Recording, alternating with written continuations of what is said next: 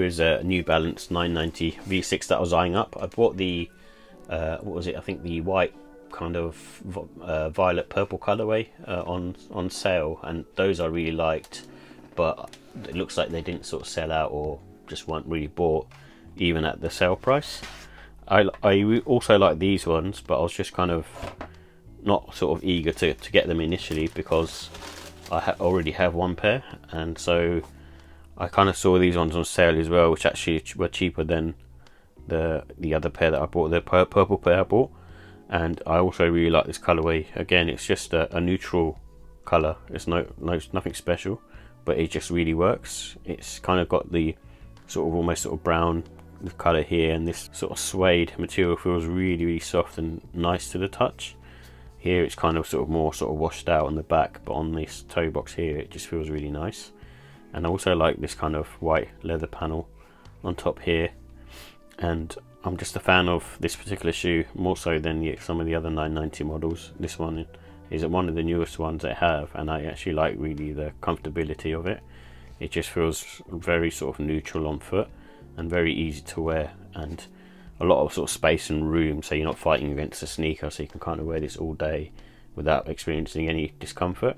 I would say they're kind of slightly on the heavier side, but if you're kind of sort of used to wearing sort of most New Balance sneakers, then you'll be okay. But you don't feel it too much on your foot. I think mainly because of the Fuelcell that's in there as well.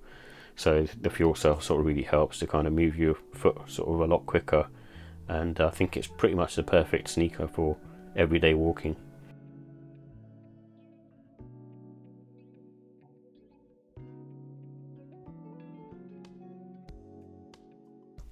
So here are the details for the New Balance 990 V6 in cream.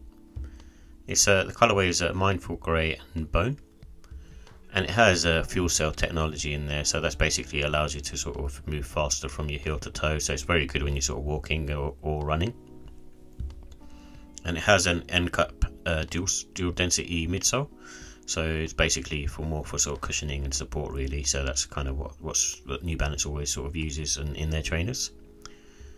And it has suede and mesh uppers, and the price was £220.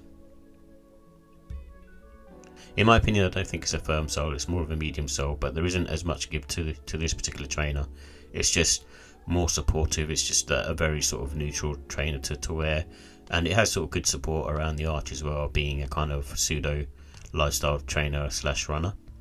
And with these, there's no wear in time. I think when you kind of put them on, they're kind of pretty good to go, and you can usually get them in sort of wider sizes as well.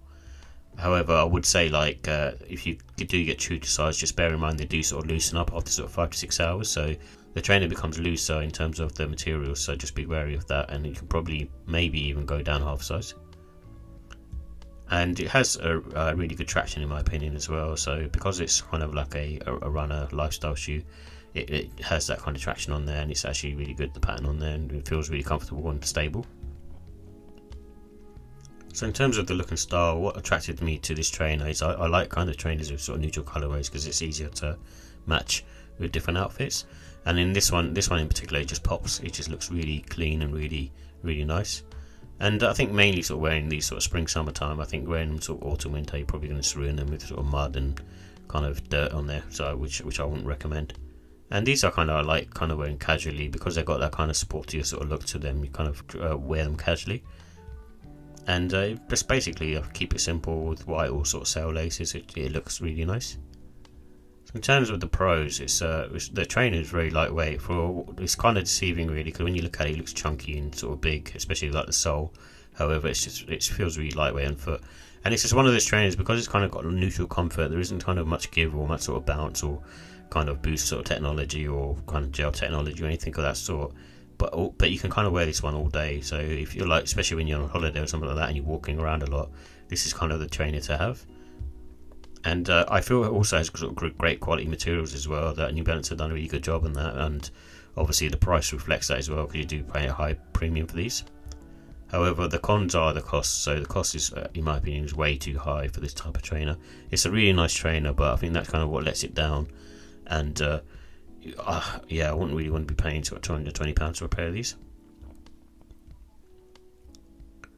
So in terms of the ratings, I give the look and style a 5 out of 5. I think it just looks really nice. I think the sneaker is like awesome looking, so I definitely recommend this particular model. And the comfort, I'll give it a 5 as well. The reason for that, like I said, it's not using kind of the kind of fancy tech like boost or anything of that sort, but it's just really comfortable. It's just one of those things that you can kind of wear all day, and like I said, the Fuelcell really helps you sort of rebound off your foot as well, which is really nice. And the quality, I'll give it a 5 as well. I really like the materials and I like what they've done, and the construction of it is really nice. And the downfall on these is just basically the price point. I think the price point is a bit of a letdown in my opinion. I think £220 is a lot of money. I think at sort of, if it retailed sort of 160, I think it's a bit more sort of palatable in my opinion. But that's I suppose New Balance's decision at the end of the day. But overall, still, regardless of the price, I give it a 5 out of 5, just for the fact that it's just a really nice sneaker, especially if you can grab them on sale, which you can at the moment, and that's kind of what I did.